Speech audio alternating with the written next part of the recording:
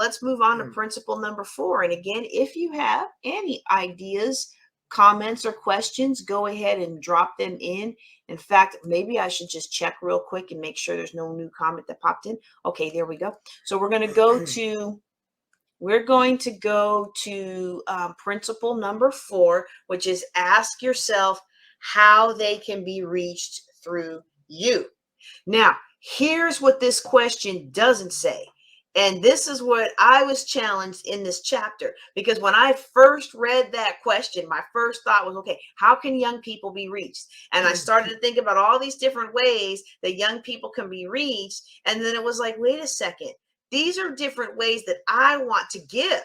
These aren't necessarily ways that they can receive through me. And as Philip has alluded to, as we were discussing the book earlier, there are a lot of things, there are a lot of behaviors, there are a lot of mechanisms, there are a lot of mannerisms that mom has that really kind of shuts down anybody's intention of sharing anything with her. So what do you think about this chapter? What do you think about this chapter? Well, what I gained from this chapter, well, not gain. Well, yeah, I did gain a lot, actually. Gain a lot of knowledge, you know. Knowledge is power. Knowledge is power. All right. Anyway, the whole thing about being asking yourself how young men can be reached through you, because there's a lot of ways to talk to young men or to reach out to them. You can do it positively, and then you can also do it negatively.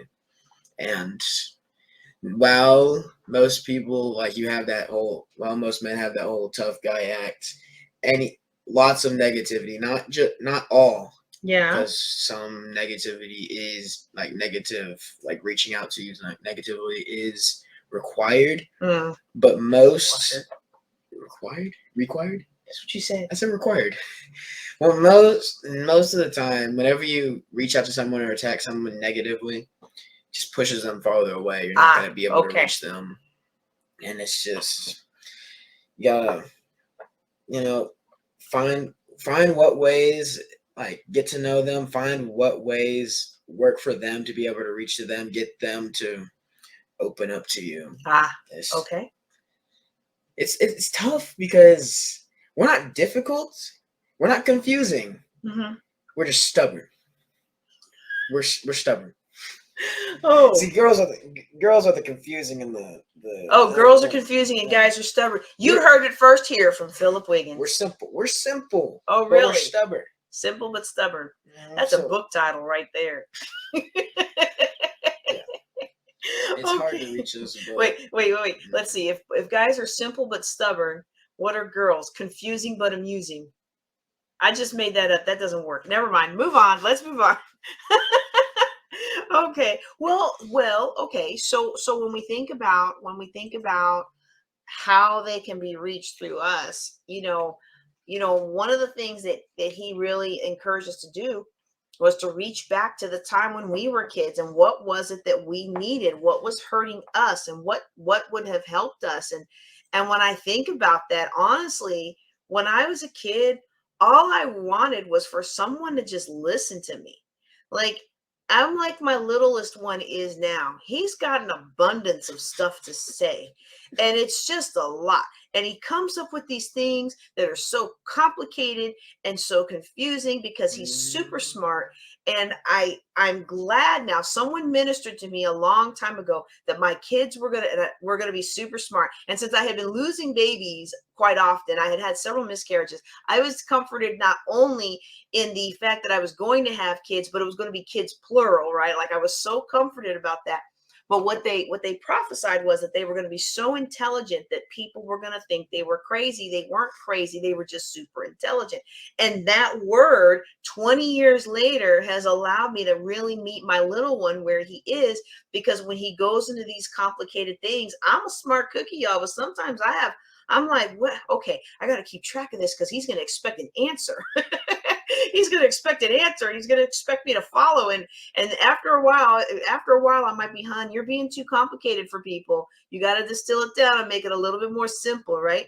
But all I wanted, I can look back at my childhood and I can imagine that my parents and my siblings probably felt the same way about me. Like I would probably talk about all these things, and all anybody wanted to do was come home, watch TV, and drink a beer. And that's the lifestyle. But when you have all these things, they're just bursting to be said, and then when no one lets you talk about them, well, now you feel shut down.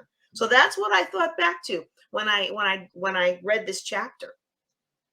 I mean, it's not that complicated. I mean, I understand them pretty well. You have not sat through hours of you being at school with me trying to follow this or that other complicated game that he's made up. I'm impressed that he does it. I just think it's amazing. Here's a comment from Kevin Williams. He's an expert on fatherhood. He says, as a kid, I most wanted adults to hear and value my ideas and opinions. Now, if you have not heard Kevin Williams, you need to go back to my YouTube channel and look up the interviews that he's done as part of our Building Wealth Together series, both the regular Building Wealth Together conference and the Women Building Wealth Together conference. He had knocked it out of the park. I most wanted adults to hear and value my ideas and opinions. Mm-hmm. And do you ever feel like we're too busy to really value your ideas and opinions? Yeah, so there's just a lot of things. We're always so busy. You're always so busy going off doing a bunch of things. And then, I mean, Daddy's great, but it's just TV, and it's not, I don't really feel like I can to just show all my ideas, speak out my ideas and all these things that I just want to try and stuff like that. And that he'll really care all that much. Because, I mean, it's not, I don't think they really seem that interesting to him or anything like that, because it's just, I guess my ideas are, I'm kind of like you in this whole, I have these old crazy ideas things, and I just want to I have one after the other. Yeah. And after a while, it just takes a toll on somebody, then they just don't like, Makes you feel like no one cares. Yeah. Yeah. Well, I'll do better about giving more times for you to talk. Especially with all these college visits we're going to be doing. You're going to have lots of time to talk in the car. Lots of time. We have some of our best conversations in the car, don't we? Like on the way home from football games and stuff. She promises she won't get mad, and that's how you get her. She promises to not get mad while we're going on the trip. So it's like win-win. I get to say what I want to say, and she won't get mad at it. That's true, because I'm focusing on that road. Double thumbs up. A friend of mine, Stephanie Wilson, she calls them conversations with her kiddos.